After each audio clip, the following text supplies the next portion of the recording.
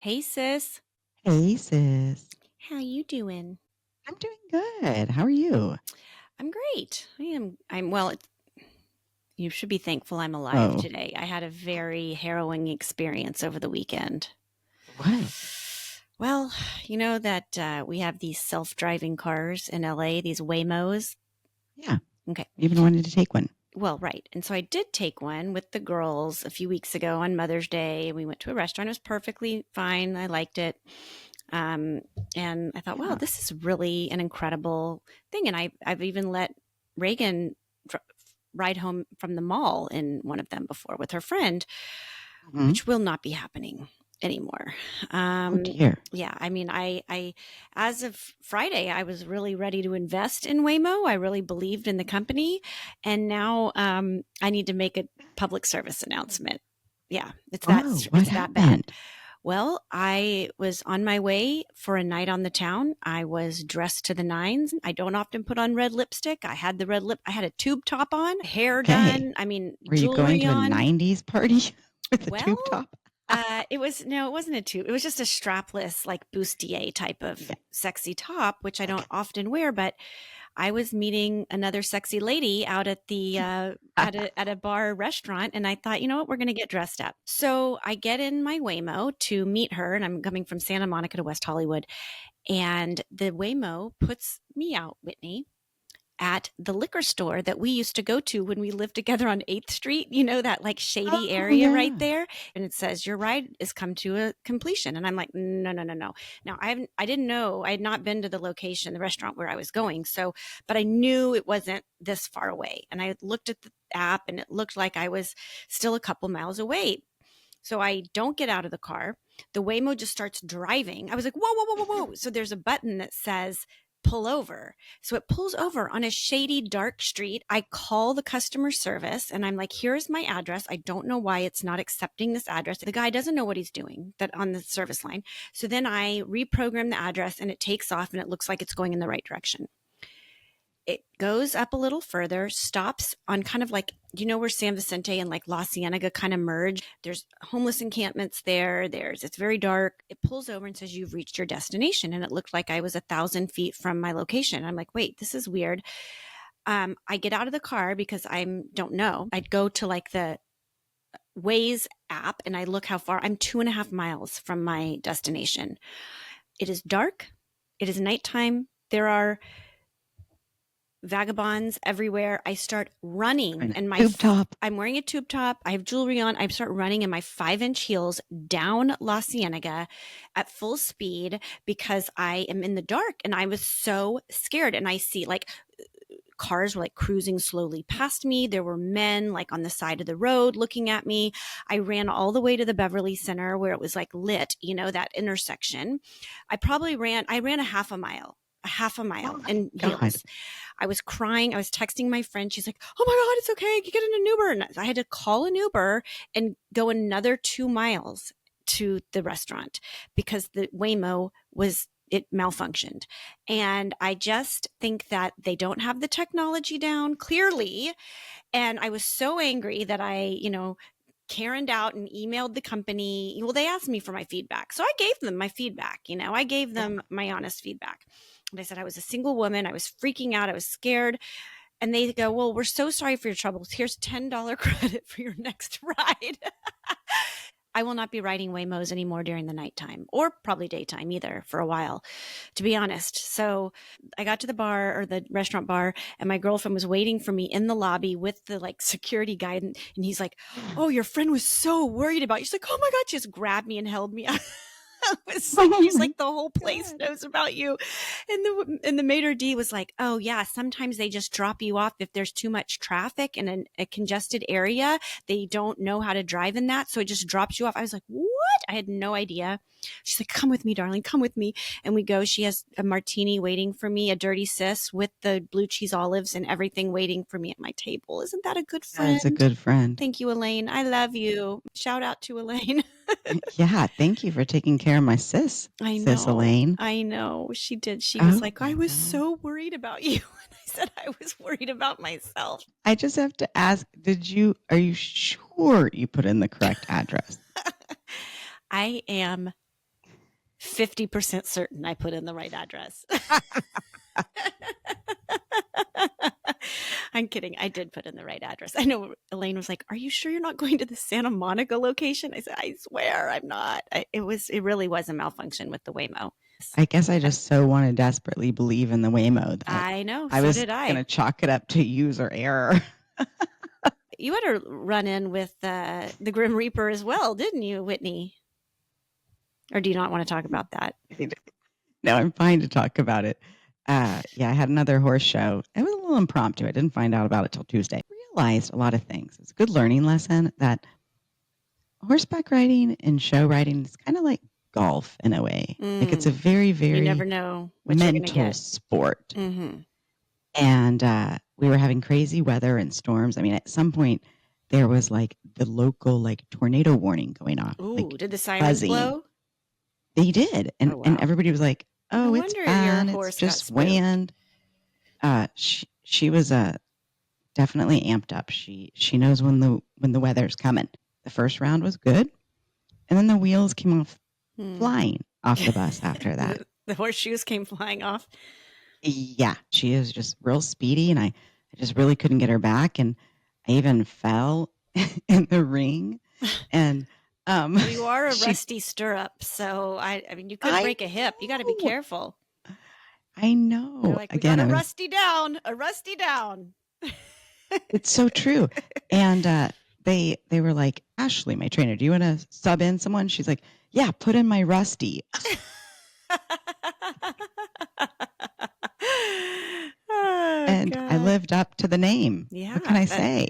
the rusty took a crusty tumble. So it wasn't great. I learned that, every show is different and there's a lot of variables and factors that go into anything of like that nature when you're dealing with live wild beasts. And the funny thing is my trainer knew that I was like really frustrated and flustered. And she took me aside after everything. And she's like, listen, I'm not going to lie to you. I think I shit my pants a little bit when I saw Sherry running towards the gate. I thought she could actually jump that. It is not that high. That would have been funny, And actually. oh my God, that would have been freaking horrible. But it was all good. I survived, and I told Lance it was probably a good thing that you weren't there because you would have like run over and ripped me off that horse and not let me ever get back on. I know. I would have been very scared because we can't do the show without each other. We got to start being a little more careful. Whew, we both had a really scary weekend. Yeah. Okay, well, I'm glad to see your face, sis. Thanks. You too. You too. I'm glad we didn't get mugged or drug through the mud. Yeah, both could have happened. Well, should we go ahead and introduce our beautiful guests today? Yes, let's do that. Today we have on sisters Julie Paiva and Lisa Jizrawi, and they are such incredible women. Julie, I know through my daughter's school, and she is a celebrated screenwriter who is known for Kinda Pregnant, the new Amy Schumer movie on Netflix, which is absolutely hysterical. Whitney and I loved it. So you got to check that out. But these girls had a very unconventional upbringing in Northern California, and it's just a lot of fun. There's a lot of laughs and actually a lot of heart. So I think you'll love it. I agree. Well, let's do the damn thing. All right. You be safe this week. I was about to say, let us live another week. Yes. Because I'm coming to visit, so we got to. That's right. We got a big week next week, girl. Ditch day and all the things. Oh, all yeah. Right. Well, until then, bye for now. Love your show. Love your show. Hey, sis. Hey, sis. So, Whit, today we are honored to have with us two lovely sisters that I wrangled from the playground of my daughter's school. And we can tell by their prep form that they submitted that these girls had a very fascinating upbringing in Northern California. They certainly are fascinating, Courtney. And Julie Paiva is a screenwriter best known for the hilarious movie Kinda Pregnant that's on Netflix right now, starring Amy Schumer. And she also has a children's book coming out in May called The Lucky Penny. So she's clearly creative and talented and tolerable since she's a teacher.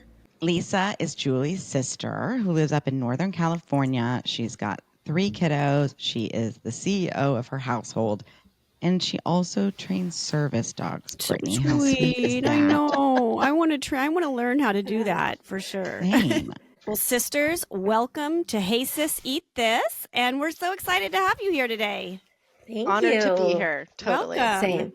And Julie, okay, so you're kind of a Renaissance woman because I've only known you as a teacher at my daughter's school. However, you have been apparently quietly performing and writing all along, and Yes. you're about to transition into full-time writing. So Yes. tell our listeners a little bit about yourself, how you've shifted from entertainment to teaching back to entertainment. Oh my gosh. Well, I came to LA at the young or ripe age, as it was, of 26 to Yeah. perform and act and stuff. But I was told I was a little old at 26, so I got into writing right away, and That's okay. comedy and I did Yeah. that too, and they told me my boobs weren't big enough. So, I mean, Oh, it's always something, right? Anyway, yeah. go ahead. Yeah. So, I mean, it starts to build our exterior sure. boundaries and all that. So I got into writing and went through the groundling school and just started looking at what are ways for me to get my stories across and have fun and make people laugh that aren't about being in front of the camera necessarily. But I read so many scripts and like kind of absorbed that. Yeah. But then I just was like missing working with kids. I'd always been a nanny and I could tell it was going to be a long haul making it in Yeah. Hollywood. I wanted to be doing something that also fulfilled me and really gave me a lot of like love and like feeling like I was contributing to the community. So I went back. I actually started teaching. I cried every day, called my sister Yeah. every day. I was like, the bathrooms are weird. Like this is not like an office. And like if you walk through the I can't halls, it's eat another noisy. sloppy Joe. The lunch is Yes. horrible. Every day she'd call in the morning and go, okay, how am I going to get through to lunch? And I go, you're going to do this. Yeah. And then I go, what do you need to do to plan for tomorrow morning? After about a week, you were like, okay, I think I got this. Yeah, it's like Hollywood. Fake it Aw. till you make it. Yeah. 100%. Amy Pascal, who was the head of Sony at the time, Mm-hmm, I worked for her right before becoming a teacher. I randomly let her read a script of mine. Like I'd worked for her for a year or so. And one day we were driving in the car and she took a call with Brian Grazer on speaker. She gets off the phone and she's like, that's Brian Grazer. I go, oh yeah, no, I know. And she goes, well, he's like a really big producer. And I'm like, yeah, no, I know. I'm I know. actually like a writer, but I don't want to tell you that because that's not what I do for you. I don't want to like bug you. Yeah. So she read the script that I had at the time, called me into her kitchen like 2 weeks later and said, I know you're about to be a teacher, but I really think that you're a writer and I want to help you start your career. Wow. And I said, no, thank you. Wow. Isn't that the weirdest thing I ever did? Well, Kind of Pregnant is hilarious. Everyone Thank should you. watch it. Whitney and I were both like LOLing on the floor. Just tell me that it was based on a true story. Did you pretend you were pregnant at some point? I mean, so not completely. I would be very embarrassed. But yes, a little bit. It was a little bit based on a true story because I had really bad IBS and SIBO. I didn't know what foods I was allergic to. So several times I Little would bit get bloated. congratulated on my pregnancy. Yeah. People would say, oh my God, congratulations. And I'm Oh like, my- I'm not pregnant because I was just really bloated. Yeah. One Julie, time that's hilarious. yeah, so that was like making me feel like, can we swear on here? I don't Oh know. yeah, Oh, yeah. we have an explicit Okay, it was rating. making me feel like shit because like I was, in my mid 30s. I wanted to be pregnant. I wasn't. Yeah. One woman even at work, I was walking down the hall and she goes, "Oh my God, you're just glowing. Like you look great." And I go, "Oh, don't worry." Like I always wanted them not to feel bad too. I go, "Don't feel bad because Miss Apple's pregnant, my co-teacher, and like we look so much People alike." mix People always us up. Yeah. Yeah, they mix It's not us up. your You fault just that thought you I just was said that. you thought I was Amy Apple. And she goes, "No, I know who you were. And you look pregnant." I was like, "Great." It's all those life's moments that Yeah. created this incredible movie for you, and we couldn't be more excited. Thank you. The breakup too, unfortunately, it wasn't a threesome, but I was in New York dating this guy, and I thought we were like about to get engaged. I saw the Tiffany's box. It was Oh, wow. Christmas. It was almost New Year's. It was going to be our 2nd year anniversary. I was like on the phone with my girlfriend Erica, like, what should I wear? This is the night. Like, that is all real. We went to this cute little Italian restaurant, and I like raised a glass, and I'm like, I just want to tell you that I am like, I'm ready. I can commit to moving here. I am going to quit my job when I get back there, and I'm all in. And he's like, don't quit your job. And then he broke up with me. And to see Amy Schumer like playing those scenes out must just be exhilarating. It was therapeutic. It was exhilarating. She had been literally in my mind as the voice of the main character. Yeah. And I would say all the time, I have like funny old lists in my computer, and she was always like number 1. You manifested it. Yeah. And they would laugh. They were like, yeah, oh, Amy Schumer. Yeah, and I'm like, no, but, you know, someone like her then. Somehow I got a call one day, and they were like, Amy's people read it and they love it for her. And like from there, it was just a couple weeks. All of a sudden she was attached. This is great. It was perfect. It was amazing. The best. Well, and I have to give a shout out to the 2 moms that are both Carl Thorpe moms. So it was Brooke Mahan, who I was tutoring her kids. And I asked her, will you give the script to Molly Sims? And she was like, well, let me read it first. You know, like, I don't want to, but she passed it on to Molly. And honestly, I don't think I heard anything for a few months. And then it was one random day I sat down with my big burrito on Survivor with my husband and daughter. I just fessed up that we watch TV when we eat dinner sometimes. That's okay. Don't worry. We're a show about coming Normal together. moms. Yeah, coming together and eating in whatever way brings you the most joy, and that's what it's all about. But okay, good. Well, the phone rang and it said Molly Sims. I'm like, pause it.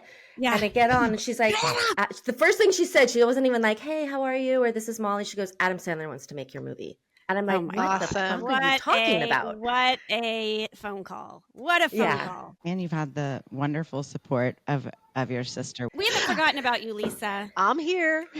Lisa is my sister and my second mother. I tell her all the time. I call her on Mother's Day and thank her because she was the big sister growing up. And I think Whitney's my second mom too, and she's 6 years younger than me. But she takes care of me. Yeah. And we take care of each other for sure. Like, you remember to say, record this, Whitney. Right. Yeah. It's kind of unlike me, but yeah, to remember that. But there's nothing like a sister that literally, they know everything. Sometimes it's annoying because you're like, I'm trying to be a new person. And they're like, yeah, but I know who you were. you are. You know? So sometimes that happens. But it also is just, there's nothing like somebody who knows your whole story. So, Lisa, how many years are y'all apart? At 3.5. Okay. So just enough to be close and, far enough to be annoying. Yeah. I was like a senior in high school and she was a freshman. That was, fun and annoying totally all at the same time. Yeah. Just stop dating the people that are my age. Yeah. This is a senior party. Why are you here? Yeah. Because she wanted to be just like you because you were cool.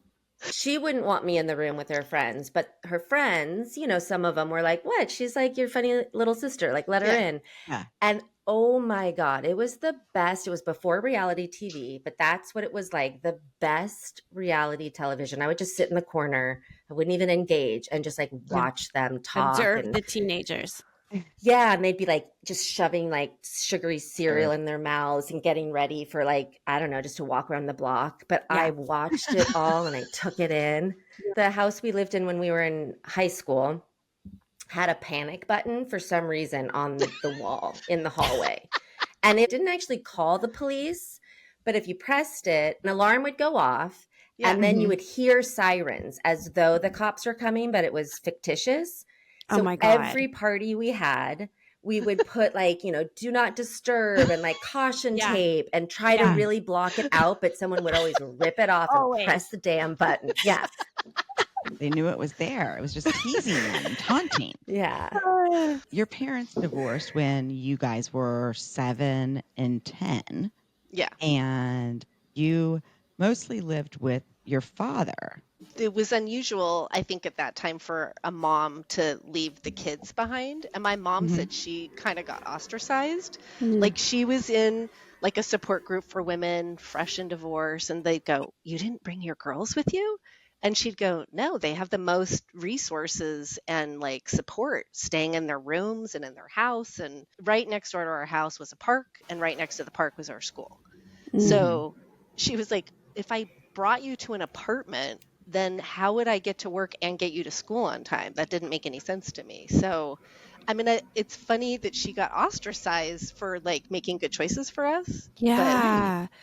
God, I mean, that's bringing up a lot for me because I'm recently going through a divorce, and my husband too, my ex, was staying in the home that is now ruined in the fire, which is a whole other thing. But, you know, we just started this going back and forth with the kids. And it's been definitely a transition for the girls. Like you can see now looking back that she was making decisions that are best for you, which what a hero, how incredible. What was that like for you to only be able to see her once a week or whatever? Yeah, I think we maybe even had like a weeknight we maybe went out with her in addition to for sure weekends. We would spend time with her. And I mean, for me, I loved going to stay at her house. Sure. And we would go to do a lot of foodie stuff. Like there was favorite restaurants that we would go to. And then we would go over the hill to Santa Cruz a lot. We'd go over the hill to Half Moon Bay, eat. So it was amazing. Like special time when you guys were with her. Was So she like was her role in the family dynamic like nurture, disciplinarian, the fun one? Like what was her personality? Humor. Yeah, I mean, I was gonna say, like, I think she was kind of refinding herself when she divorced my dad. I think she was trying to fit a mold, and then she could break out of that mold. I mean, literally, her studio, she named it Laughing Waters. Love that. Right? Yeah. A lot of the paintings that I have of hers. Oh, she's a painter. Yeah, she's an artist. Like you said, Julie, humor is it's a healer. And I think that's why that's a big part of it. I love that. I've named my apartment the Pink Pony Club. Oh, nice. Oh, God. That's really sweet. Julie, what was it like for your dad to kind of take both of you on and be this single father? Was that something that came really naturally to him? It seemed natural. I'm sure it probably wasn't because he was, I don't know, in his late 20s, I think, when this happened. In the 80s. Is all of a sudden, you know, he's a single dad. He very quickly was like, I'm going to need to teach you guys how to do laundry, and I'm going to need you to help cook. I remember he was like, everyone's going to cook one night a week. Oh, wow. And I said, well, I don't know how to cook anything. And so he's like, well, you know how to make French toast? I go, well, yeah. And he's like, so we'll have French toast on Thursday nights until you ask me to teach you something else. And I was like, okay. Aww, love that. You know, and it was like, wait, I just figured out why breakfast for dinner is like my favorite thing. Yes. Same. Yeah. That makes sense. Oh my God. French toast Thursdays. That's so funny. I had never noticed that either. I have a tradition. I made up my own tradition, but now I do it with my daughter that when I wrap presents at the holiday time, I put on Elf and I make French toast and whatever else people want for dinner, for, you know, the breakfast for dinner, and we wrap presents. And that's just like, that's so but sweet. I had never connected it. Yeah. That's hilarious. See, we're working out things here on Hey Sis. This is therapy. We'll call it Hey Sis, eat this. Yeah, full circle again. What would he make for y'all? Would he make breakfast for dinner or breakfast? He would make he dinner. Would cook. It's all microwave cooking. He even signed us up for a microwave cooking class.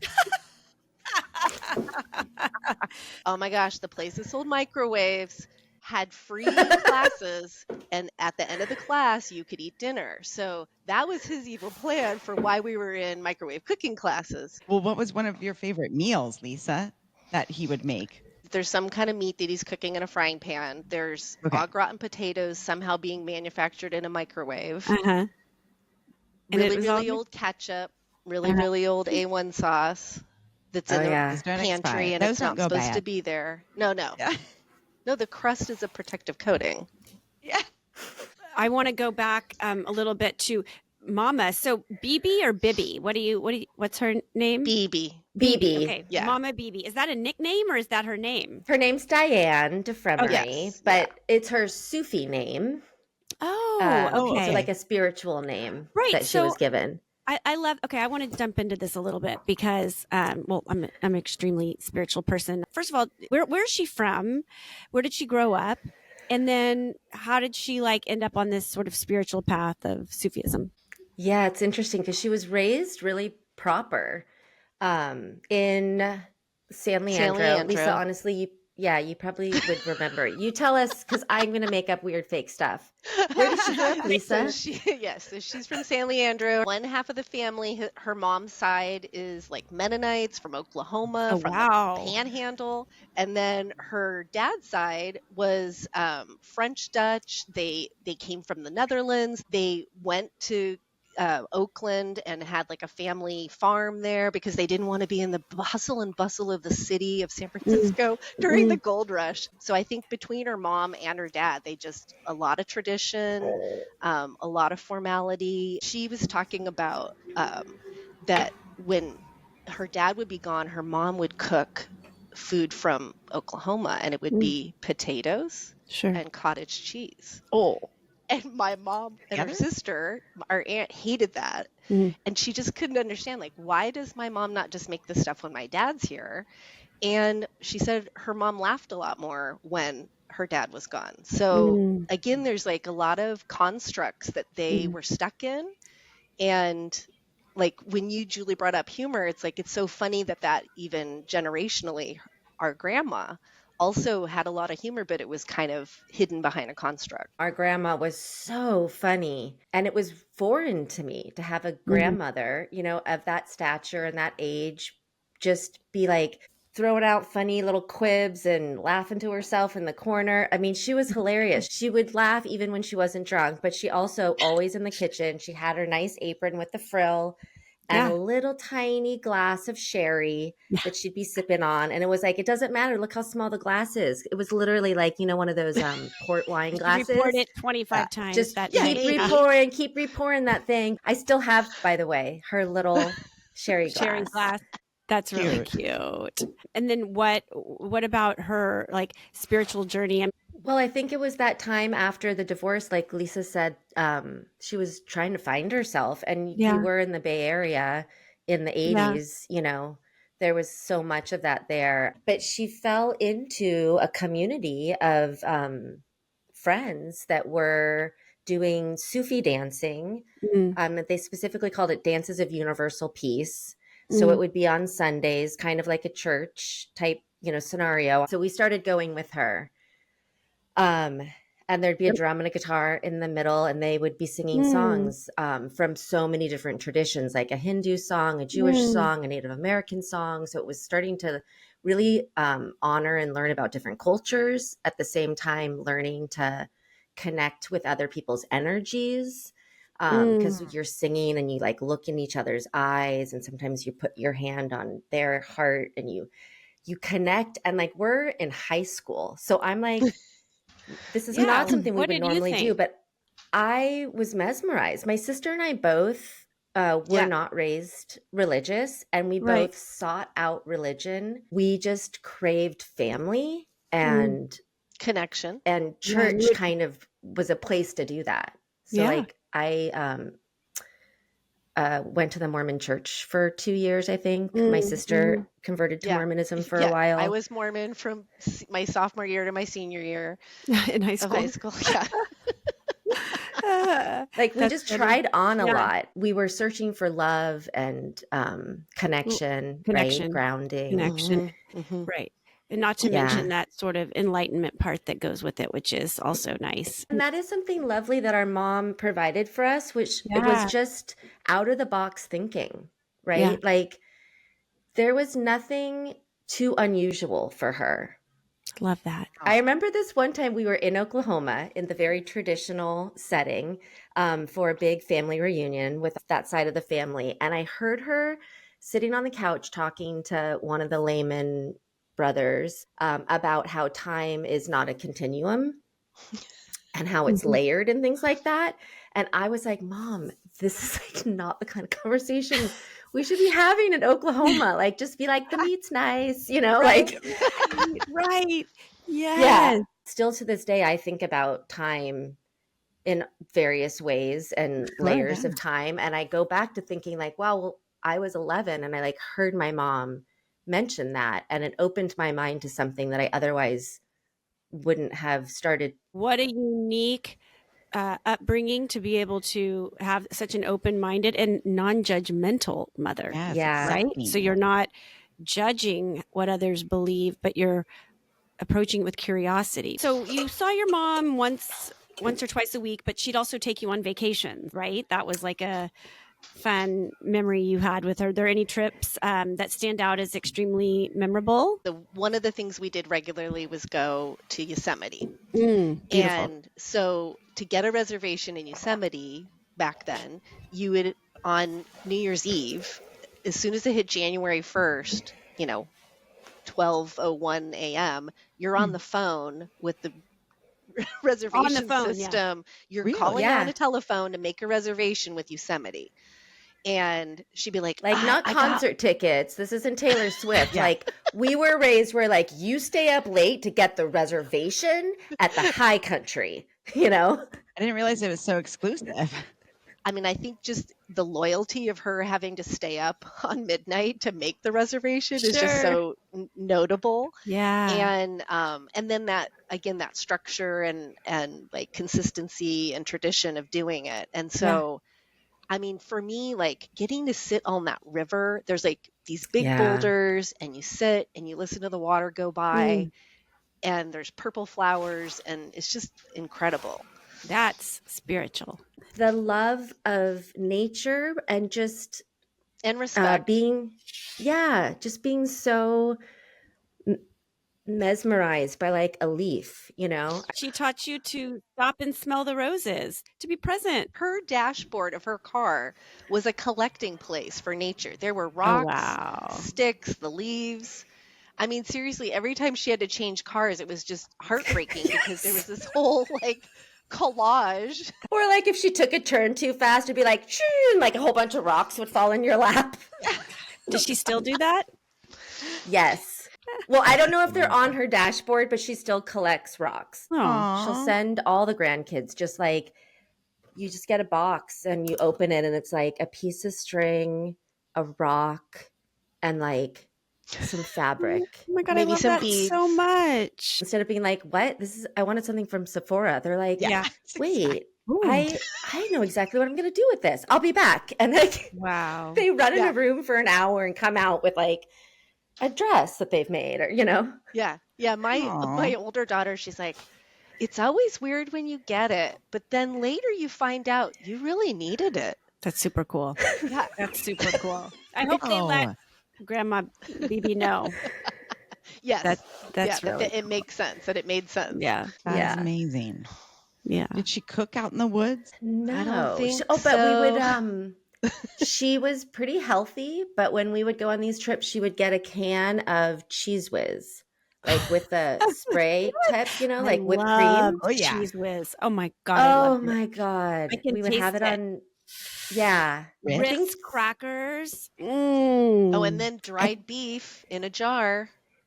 Dried beef. Yeah, that was my Dried favorite. beef. So it has a special jar and you twist it open and they're just curled, and she was trying to bring shelf stable things. Sure. Yeah. Right. And then those glasses become your drinking glasses in your home. Oh. Yeah. How They have little stars resourceful. around the rim. Yeah. Okay. Love that. Ahead of her time. Oh, yeah, apparently. Reduce, reuse, recycle. Yeah. Yes. She also would just like have, which now I'm realizing, I never thought about this before, but I'm like her. Like anytime you were with her, in her bag, she would just like have weird little like, oh, I've got 5 Some almonds nuts. and I've got like a little nug of this old grilled cheese, like here, you know, and she would put anything together. Yeah. Like I was at her house once and I wanted cereal. She goes, yeah, there's cereal. And I go, but Mom, there's no milk. And she goes, yeah, just put cranberry juice on it. Yeah. And I'm like, nobody puts cranberry juice on Cheerios, Mom. Right. Yeah. Like, She's I like, then love just that. put some yogurt on it. I'm like, no, that's not, Mom. Nobody does that. Infinite possibilities when you're with Bibi. I love that. Yeah. That is Yeah. hysterical. Well, I want to go back to your dad and see how he kind of handled the two teenage girls in his life. Were y'all rebellious? Were you well behaved? Was he tearing his hair out? So like I was a partier like in middle school and my freshman year, and then I became a Mormon. So I was an angel. Right. I didn't do anything. And I was all in. Like I was Yeah. seriously transformed. So Wow. Julie, her freshman year of high school, you know, like she's just getting started. So Oh, yeah. I mean, my poor dad kind of had 8 years of that. Like I'm in middle school. I'm like in 8th grade and he doesn't know where I am. Yeah. And I'm like, Dad, I'm going to be at my friend's house. Like, if I don't come back tomorrow morning, you need to be worried. Okay. Right. Oh, okay. Okay. I remember throwing a party once and he came home and all the teenagers started running. And I'm Scattered. like, no, Yeah. it's fine. My dad's cool. My dad's cool. And like some people just ran because they didn't believe me. And some Pushing people the like, emergency button. Yeah. Yeah. The panic yes, button. exactly. That same house. He came in through the door and he literally went to the freezer and he goes, who took my beer stein? And he like found the kid who had it. And he's like, no one's allowed to use this. And then he filled it up at the keg and sat down and like hung out with us, which That's some of my amazing. friends loved and some of them hated, you know? Right. I think that's cool. I remember I got in trouble in high school because I threw a party and they drank some of my mom kept Absolute vodka in the freezer and she went in there and she's like, and the next day she's like, I don't care if your friends are drinking, just tell them to stay the hell away from my vodka, you know? Yes. Totally. Like just my supply needs to be there when I remember one day he got really mad at maybe us or me. He was pissed running through the house and it's because his rolling papers were gone from the office and I must have taken him to roll joints. Yeah. And he's like, do not, like, that was it. Like, what time are you going to be home? I don't care. Yeah. Did you eat today? I don't care. But like, those papers are in that drawer. That is hands off. I'm like, okay, okay. Where are my zigzags? Boundaries. Come on. Zigzags. He told us we were so young and we wanted to smoke because back then smoking cigarettes, you know, was. Everyone did. And he was smart because we didn't realize it until we were older. He goes, that's fine. You can smoke. If you want to smoke, smoke, but you have to smoke in the kitchen because it's safer. So like once or twice, do you remember, Lisa? We tried it, but like he's cooking dinner and we're like, you know, like in 6th grade holding a cigarette and they're like, this is not fun. Like my dad's right there. Like this, like I'm allowed and like it's creepy. And so I was like, never mind. I don't want to smoke. That's the move. Maybe that's the move with these kids, right? So back to Momma Bibi. I'd love to know some of her Bibi-isms. Like when life got tough, Lisa, what did she say? What was her go-to? Pull up your socks. Blow your nose. As in stop crying, or? I think she was very good at co-regulating. Like she was very aware what was going on with the person next to her. So she might be like, do you need to blow your nose? You're like, no. Oh yeah, you're right. I do. Thank you.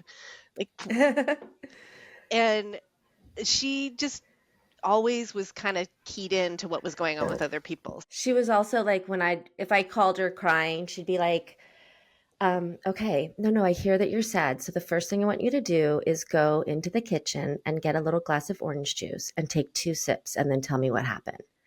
And she would like, she knew that I wouldn't eat, you know, or whatever. So she would like get my blood sugar up, but secretly like, no, everything's awful. I hear that. So then she'd be like, okay, now just eat a little piece of toast and tell me what happened next. Like, and Lisa does that for me too, actually. Well, that probably has helped you in your teaching style too with the kids, I would think. Yeah. You know, just kind of tuning in, listening, and keeping them in the present moment. Yeah, and dealing with the present moment before you can't solve something when you're still in the middle of the trauma, right? So learning how to separate the solution from like a moment of healing to get to a stable spot where then you can then process and make different choices. What a wise woman. That's one thing that Momma Bibi did in her parenting style that you didn't understand when you were growing up, but you do now. She wouldn't give us answers,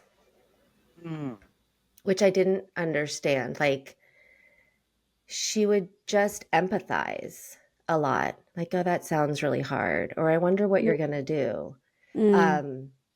And I didn't understand it much. And I felt like it, to me as a kid, honestly, it felt unsupported. Right. Although I felt very supported and loved by her. But in those moments, and now I understand so much also as a teacher that, like, you can't solve the problems for them. You have to help a child learn how to solve their own problems. And I think she did that so well because we naturally, we just became super scrappy, me and Lisa, and like figured out how to do things. And she modeled that for us. And also just, she never really like force fed anything to us. She would, that's another thing, a parenting style. It was just like, here's possibilities and pick what you want. I think that this is the title of our podcast, Infinite Possibilities with Momma Bibi. I just think she's how extraordinary she is and how ahead of her time she was in parenting because, I think probably because of the Sufi background, like she's always practiced mindfulness. And that I think is the key that we're all just, so many people are just now figuring out that like, it's just so important, especially with raising children and in teaching them to be good humans is the mindfulness component. And I think we miss that a lot as parents and how incredible she is and was as a mom. Yeah. Wow. Well, good mama. We've loved this. I think, do you have time for a few rapid fire questions? Sure. Okay. Yeah. Lisa, what is one thing that Momma Bibi does that makes you laugh? I think it's funny to me how often she wants to access like electronic things. And if I suggest something, she'll just go, oh no, I couldn't do that. Oh no, I don't think I could do that. Like she still hasn't gotten to see Julie's movie. Because, oh my God. Yeah. She's like, I'm going to try to have somebody set up a screening at the library because I don't know how I could do that. But the library's like a double wide trailer. And she goes, well, they had flooding the week your movie came out. So she really does live off the grid. She has a cell phone, but she never takes it out of the house. Well, shoot, I'm sad. I really wanted her to listen to this podcast, but that doesn't sound like that's going to be a possibility. We'll make her do it. I can email her, and she does watch YouTube. So good. Yes, she will be able to watch. Oh yeah, this. YouTube. She knows all about the YouTube. Harry Styles is on the YouTube. Ooh. Johnny Depp. Yeah. Yeah. I was going to say, otherwise, one of you is going to have to call, and the other is going to have to hold up the phone. Just play it. Yeah. Yeah. Right. Julie, what's the all-time favorite dish that your mom made? She for breakfast would make me, funny enough, it's eggs again. It was a soft boiled egg, and then she'd make toast and just break up the little toast into pieces and kind of chop up the egg and put salt and stir it together. And it's still like my favorite breakfast. She also, which was very traditional in her family upbringing, they would make persimmon pudding. Have you ever heard of persimmon pudding? That sounds good. Now they have the ones that people eat more like apples, but these are like the big droopy ones that just fall off the tree, and you actually want them to be like almost rotten, liquid, and really overripe. When growing up too, like we would go to neighbors we'd be like, do you mind if we take some of those disgusting like rotting fruit on your front lawn? And so you would make it into a batter, basically. Like you would puree that, and then it would go into a cake batter type texture and put it in a little bundt cake with a lid, and then you would boil it for 2 hours. It's a real labor of love. But it would come out like the most moist cake you have ever had. I think that's the recipe we're going to need for our website. Yeah. Yeah. Oh, it's so good. Lisa, what is your mom's most iconic fashion moment? Ooh. Well, she likes to make ceremonial clothing, and she does silk scarves. She paints. Mm-hmm. And so, I mean, like, she really could put an outfit together out of Yes. anything. And it's always like wraps of, silk. And so I think, like, even the most beautiful thing was, it my wedding or your wedding, where she wore that John Marshall painted that gorgeous silk. Kimono. Yeah. I mean, Mm. so she's Wow. just great because she can do a lot of layers, which is great. If you live in freezing cold northern New Mexico, you can layer it up and layer it Yeah. down. And Make it work. yeah. So, I That mean, was your wedding. She had that kimono. Because my wedding, she goes, well, I've got the start of my outfit. And I was like, oh, great. And she held up an eagle feather. She goes, it's definitely, yeah. And she had it in her hair, just kind of hanging out, She had an eagle Oh, feather. God. I But love that was this the whole, woman. yeah, she'll just take parts of nature and add it into her outfit. yeah. Extraordinary. Yeah. Okay, Julie, what is your mom's signature dance move? Oh my God. I don't know if I've ever seen, aside from like the The spiritual Sufi dancing. dancing. Yeah. Yeah. Pick a Sufi Yes. dance. Oh yeah, just, heart on heart, very this. Oh, okay. I love Yeah, it. it's like a slow this and then putting your hand on each other's heart. Yeah, Okay. when you do Sufi dancing, you're partnering. So even though there's a big circle, two people are facing each other, and you put your hand on your chest and your hand on their heart. Hmm. And then you rotate and you go to the next person and you do it again. So you really are literally connecting with everybody in the Like room. square dancing. It is, Yep. but super Spiritual religious. square dancing. Yeah. Spiritual I square love that. dancing Yes. without the ruffled denim skirts. I love it. Oh my gosh. Well, this has been so fun, y'all. I can't thank you enough. We've loved learning about Momma Bibi. Wait, what's your dad's name, by the way? Michael. And now we call him Opa, Aw. which his is grandpa German for name. grandpa. Yeah. So And then I told my sister when she had her kids that I didn't think it was fair that everyone just got to pick random names to be called forever. Because you know how Right. now grandparents, Oh, yeah. they're like, like, I'm and I'm going to Meemaw. be TT. Yeah. Yeah. So I said I was Tonti Taco. And her kids still call me Tonti Taco sometimes. My Well, nickname is Mamu, and Vivi would love to tell you why. Really, like the whole class calls me that. yeah. Yeah. Oh my God, Mamu, I'm so into you. Well, thank you again. We need to remind everybody to check out Kinda Pregnant on Netflix, starring Kinda. Amy Yes. Schumer. It's And so lots of good. Penny when it comes out. Yeah. Yeah. Go ahead and Julie, promote whatever you want to promote while you're here. Oh my gosh. Well, I just got today in the mail. I haven't even opened it yet. The first shipment of Lucky Penny, Oh, which good. is the children's book based on, like, with all the stuff our mom has taught us. It's about having a positive attitude and like creating your own happiness. Oh. Yeah. So my hope is to do a children's book series. It's sort of these life skills that honestly Bibi has taught us over the years, but Yeah.